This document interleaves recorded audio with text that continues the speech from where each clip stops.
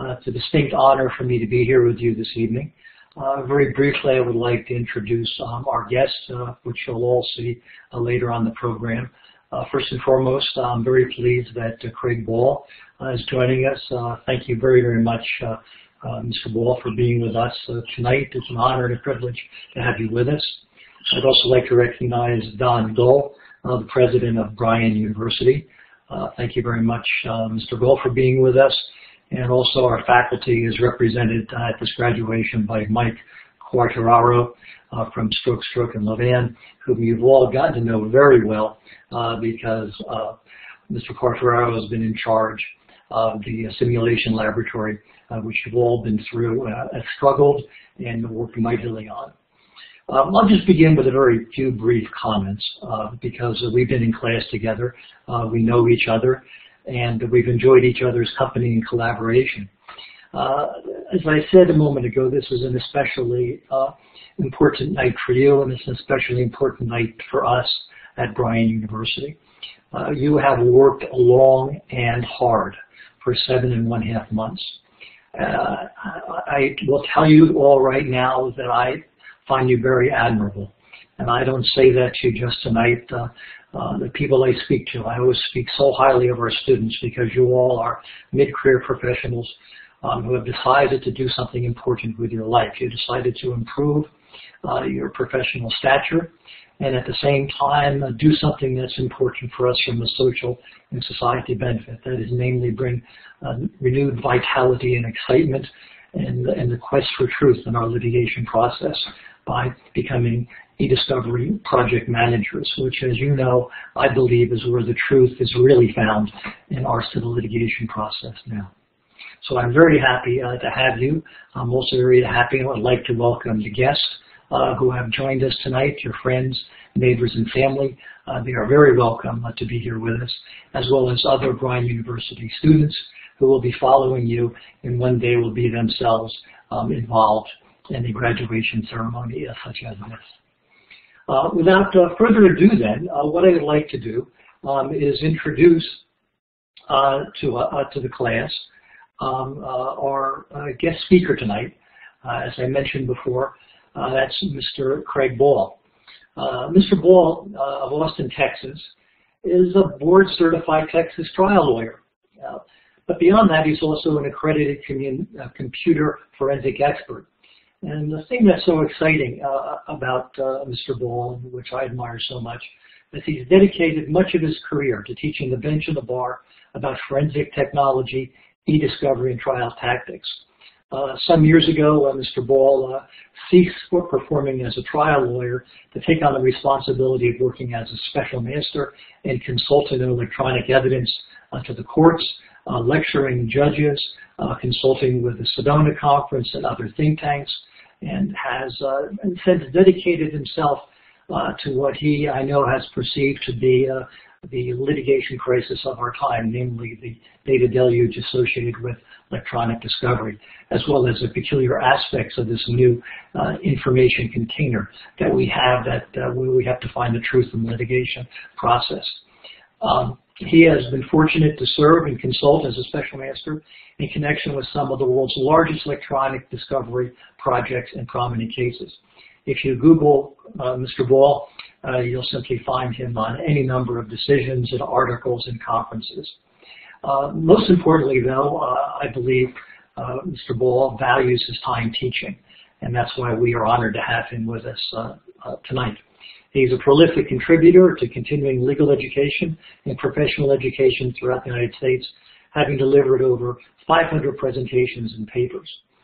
His articles on forensic technology and electronic discovery frequently appear in the national media, including the American Bar Association, American Trial Lawyers, American Lawyer, and other on-print publications. And most interestingly, and what I love to get, and I wish you'd write more of them, Mr. Ball, is Ball in Your Court. And thank you for your article that came out today. Fascinating. And as you might expect, Mr. Ball's rated AB by Martindale Hubbell and named one as the best lawyers in America by Texas Super Lawyers. and he doesn't do this just completely. We're dealing with a full human being. Mr. Ball's been married for 21 years. He has a lovely wife and two delightful children, and does enjoy travel, cruising, and interaction with humans in addition to computers. He does get along with carbon-based life forms. So with that, I'd like to introduce my distinct privilege, Mr. Craig Ball. Thank you, Dean Hamilton. I suppose before I go further, I should ask if you hear and see me all right. Good. Thank you. We do. I want to thank you, Bill, and I want to also extend my thanks to the faculty and the officials of Bryan University for inviting me to join them and to join your proud family members and friends in congratulating you on your achievement today. As someone who has delivered, in a later CV, over 1,000 presentations to well over 100,000 lawyers and judges, legal assistants, and law students, I have to confess to all of you tonight that few of those events have kindled in me such a burning desire to say something profound, something pithy on this august occasion. I really want to say something profound to you on this, your milestone day. And I want to be full of pith. Yes, yet, as I think back on the commencement speeches made at my high school, my college, and my law school graduations, I can't remember who spoke, and I can't remember a single word they said. So perhaps that's what commencement speeches are truly meant to be: mercifully brief and eminently forgettable. And I want to promise you that I will deliver both to you. But while you may forget what I say, let's all of us hang on to the memory of the joy and the pride and the relief you must feel in this moment. Let's recall the many nights taken from your family and your friends, from beer and from ESPN, to require you to attend your online classes and to study and cram for exams. I know all of you hold down full-time jobs, so completing this demanding course underscores your dedication, your determination, and your grit. As a law professor, I see law students who seem to head to law school simply because they didn't know what else to do with themselves. So it's particularly inspiring to me to see you who have juggled all the demands of busy lives and families and jobs acquire the credentials that you've earned today. Distinguished credentials in an exciting new discipline. I'm impressed too by the focus and the drive that got you here. You've earned the right to say, and say it with me now, damn, I am good. There it is. This is also a time for us to celebrate your accomplishments, to revel in how few have achieved the distinction that you've achieved and earned today, and to indulge yourself in a hefty measure of justifiable pride. For you are truly trailblazers in a brave new world, possessing highly specialized expertise to equip you for a career that simply didn't exist as little as 10 years ago.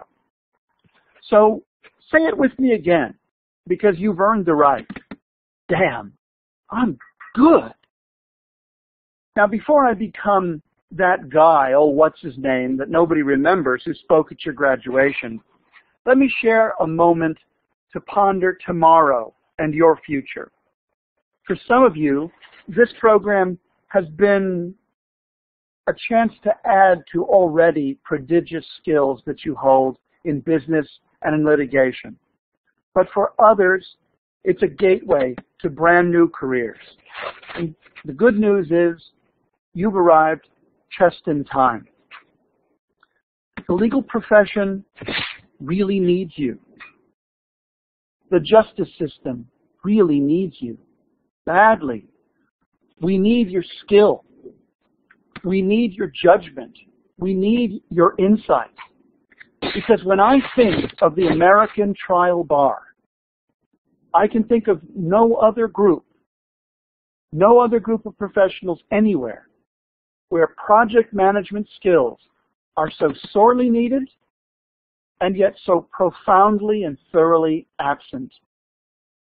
We need you. And we're indeed fortunate that you graduates can honestly say, and let's say it together again, damn, I'm good. As never before in the history of law, we face a crisis of competence. Lawyers are just frankly lost. They're frustrated. They're vulnerable. When it comes to e-discovery, they don't even know where to begin. Many somehow imagine that this digital stuff, it's going to pass like some kidney stone. They dream that if they just pretend it's all somehow basically still paper, they'll wake up one bright day and they're going to find that it's all gone back to the way it used to be. But we know better, don't we? That's not Auntie M. That's Shira Shinlin. And we're sure not in Kansas anymore. Today, we all live in a place I like to call digital evidence land. And who among us is getting less digital? Who's getting less wired or less dependent on information technology? There is no path back. And I tell you the truth, I, for one, I love what technology has made possible for us. I wouldn't go back if I could. And I say that as a 55-year-old lawyer who did it the old way. I love what's happening today. Don't you? Yet, my colleagues, your colleagues, the lawyers, are simply squandering countless millions of dollars trying to ignore electronically stored information, our beloved ESI. They search for it using methods that we know don't work very well. They convert it into forms it was never meant to be, like TIFF and load files. And when these poor choices are challenged, as they must be, Luddite litigators get cranky, confused and rigid, frozen like some deer in the headlights. They genuinely don't get it. And that's really hard for lawyers, accustomed to believing they're the smartest people in the room, to come to grips with the idea that there's something crucial to their competency that they simply don't understand. Litigators think of themselves as these noble gladiators, bravely leading the troops, leading the charge into battle. Yet when it comes to ESI, they're unarmed and heading for the nearest foxhole. Luddite litigators need you desperately.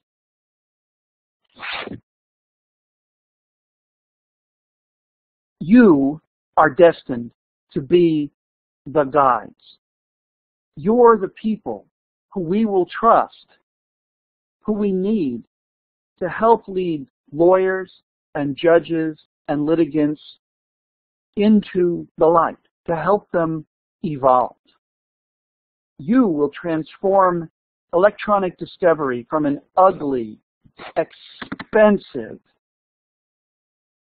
task that we endure and bungle into an efficient, effective tool. Into a tool that will be wielded by craftsmen. In trying to learn more about the 9 of you, I read each of your profiles, and you're an impressive group. Rolisha Brown's profile particularly caught my attention because it featured a pithy and profound quote attributed to author unknown. It went like this: "The reality of electronic discovery is that it starts off as the responsibility of those who don't understand the technology and ends up as the responsibility of those who don't understand the law. The 9 of you are destined to help bridge that gap, to put the lie to that profound and pithy observation. By the way, Ms. Brown, if you're listening, that quote comes from an article I wrote 7 years ago called The Perfect Preservation Letter. And so thanks to you, Ralisha, I managed to get something profound and pithy into this speech, even if it's an observation long past its sell-by date. We live in an exciting and fast-paced time. Information technology is miraculous. The quantum and the quality of electronic evidence that surrounds us everywhere is astonishing. We are the fortunate few who've broken through the apprehension.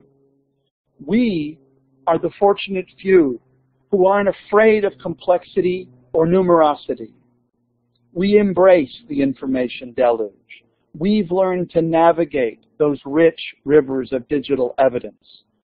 We know all those gigabytes and terabytes and petabytes aren't a burden, they're a boon.